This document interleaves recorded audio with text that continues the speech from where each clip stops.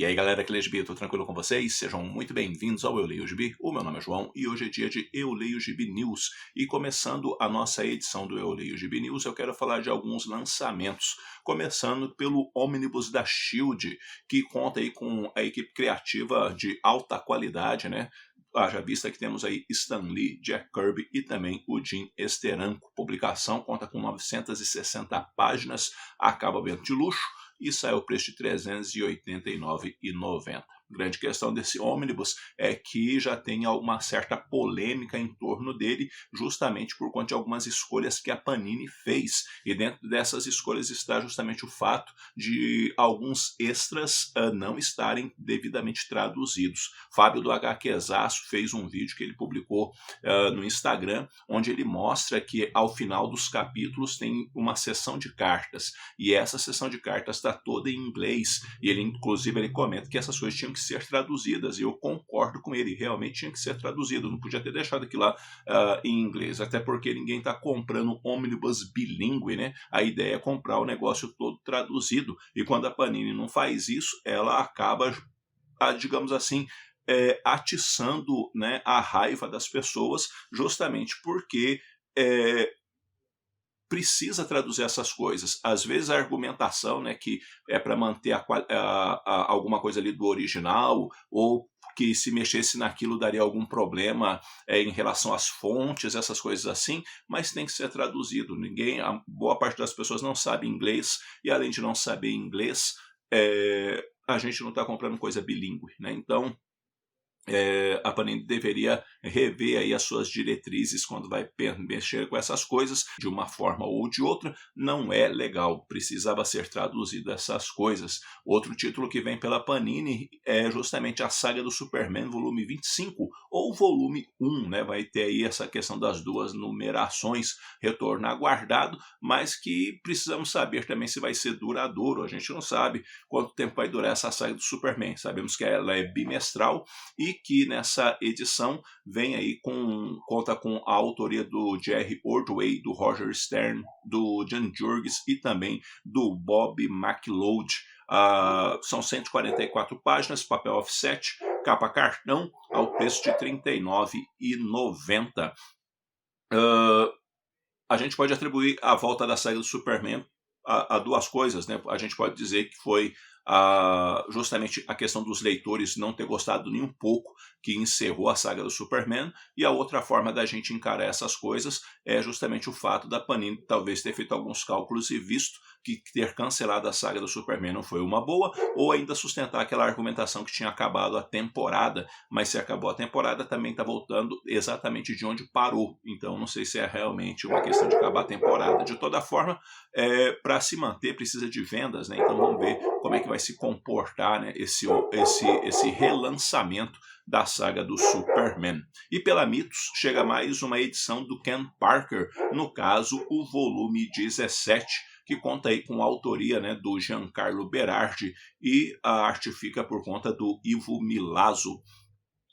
A publicação conta com 388 páginas e vai sair ao preço de R$ 89,90. Lembrando que Ken Parker é aquela publicação que foi muito celebrada quando a Mitos disse que ia lançar, né? E então cada volume aí é meio que uma preciosidade quadrinística na mão do colecionador. E a editora Comic Zone vai publicar um quadrinho do mestre Milo Manara. E eu estou falando de O Perfume Invisível. Na sinopse faz uma pergunta interessante: o que você faria se pudesse ficar invisível? Quem nunca sonhou com a liberdade de fazer tudo, observar sem restrições, desvendar os segredos mais íntimos de qualquer pessoa, tudo isso sem deixar vestígios, exceto um fugaz aroma de caramelo? Inspirado no clássico O Homem Invisível, de H.G. Wells, Milo Manara habilmente transforma essa fantasia universal em uma série que celebra o desejo e o erotismo. Redescubra um dos álbuns mais divertidos e sensuais do mestre italiano, agora em uma luxuosa edição integral e em cores. A publicação vai contar com 112 páginas, capa dura, ao preço de R$ 109,90, e em pré-venda dá para comprar ela aí com 30% de desconto, tanto lá no site da Comic Zone como também na Amazon, né? Então, para quem curte Milo Manara, eis aí um prato cheio. Indo para a Espanha, o Paco Roca continua vendendo e vendendo muito bem. Lançado no último mês de dezembro, o álbum El Abismo del Olvido, no formato 24 por 17 centímetros, com 296 páginas, dos espanhóis Paco Roca e do Rodrigo Terraça, teve uma primeira edição esgotada lá na Espanha.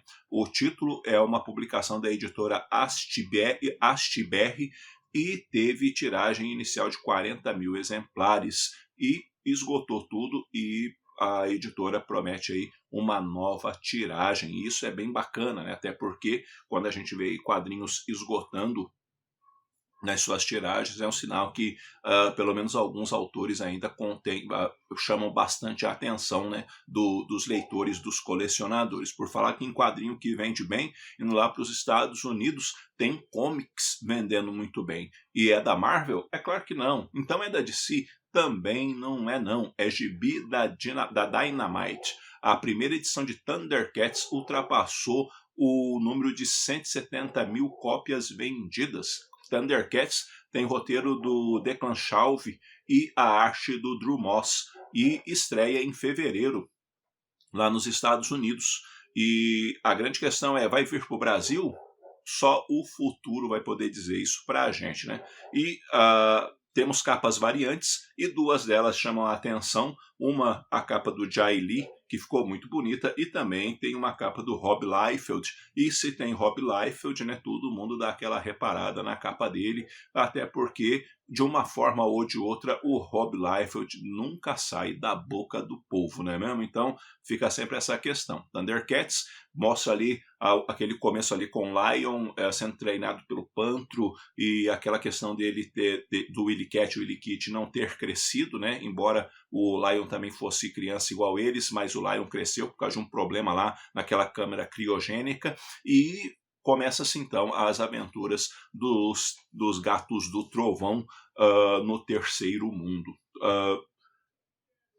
Esse número de vendas, né, pode levar a considerar duas coisas. A primeira, a curiosidade das pessoas. A segunda, a questão toda do saudosismo por conta dos Thundercats. De uma forma ou de outra, se for bom, eu acredito que vai continuar vendendo bem. E como muita gente está saturada, né, de Marvel e DC, Thundercats pela Dynamite acaba sendo aí uma espécie de refrigério para a alma de quem está querendo ler comics e não tem encontrado muitas vezes aquilo que realmente lhe agrada, quando a gente está falando aí de aventura, quando a gente está falando de quadrinhos, né, que puxados aí para esse lado dos super-heróis. O site Screen Rant divulgou uma lista com as melhores HQs de todos os tempos. No caso, as 10 melhores HQs de todos os tempos. O que chama a atenção na lista publicada pelo referido site é que não existe nenhum quadrinho da Marvel entre os 10 melhores, e tirando Sin City, todos os outros fazem parte ou da Vertigo ou da DC. E o primeiro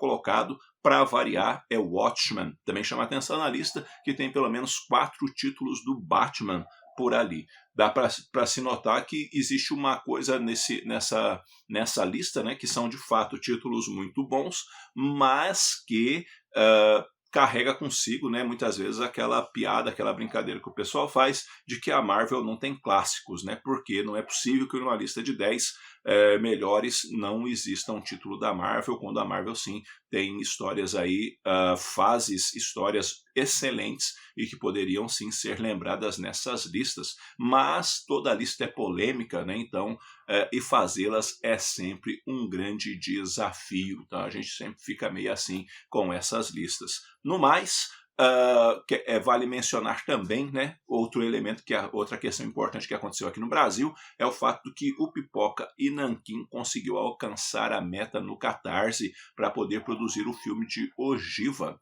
Então conseguiram alcançar a meta de R$300 mil e o filme de Ogiva será então produzido.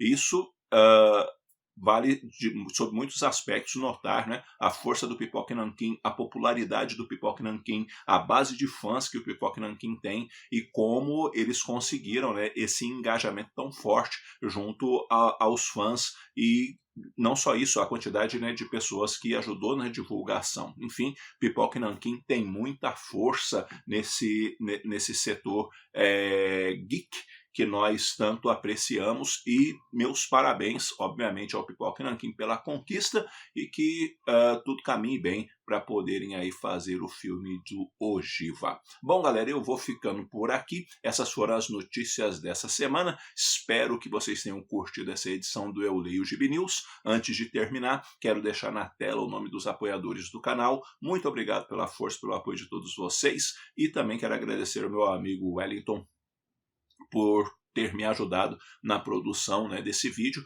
fazendo a coleta das informações que eu divulguei aqui nessa edição do Eu Leio Gibi News. E se você não é inscrito aqui no Eu Leio Gibi, inscreva-se e dê aquela força para a gente chegar aos 20k de inscritos aqui no YouTube. No mais, eu vou ficando por aqui. Logo eu estou voltando com outro vídeo. Um abraço forte em todo mundo. Até a próxima.